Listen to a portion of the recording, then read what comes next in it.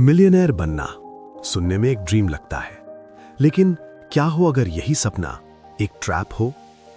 ज्यादातर लोग सोचते हैं पैसा बराबर आजादी, लेकिन सच्चाई थोड़ी अनकंफर्टेबल है। जब पैसा बढ़ता है तो सिर्फ आपकी इनकम नहीं बढ़ती, आपका लाइफस्टाइल बढ़ता है, आपकी रिस्पॉन्सिबिलिटीज बढ़ती हैं और धीरे धीरे आप एक गोल्डन केज में फंस जाते हो। आप अमीर हो सकते हो लेकिन फ्री नहीं। अब सोचो, जब आपको पहली बार ज्यादा पैसा मिलता है, आपको खुशी होती है, लेकिन कुछ समय बाद वही खुशी नॉर्मल हो जाती है। फिर क्या होता है? आपको और चाहिए, और ये एक एंडलेस लूप है जिसे कहते हैं हेडोनिक अडैप्टेशन।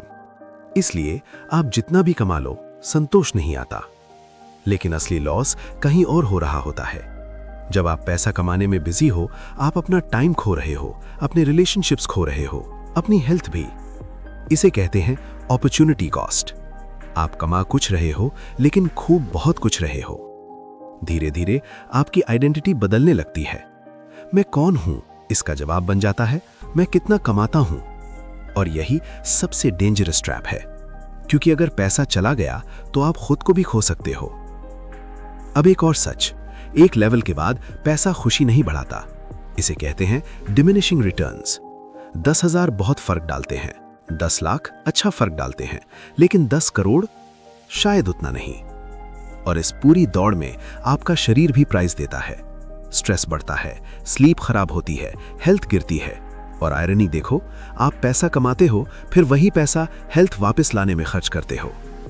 और सबसे अजीब बात, गरीब माइंडसेट अमीर बनने के बाद भी नहीं जाता। और चाहिए, कहीं खो ना जाए, ये फियर कभी खत्म नहीं होता। सोसाइटी आपको जज करती है आपके मनी से, लेकिन सच ये है कि लोग आपको नहीं, आपकी स्टेटस को रिस्पेक्ट करते हैं।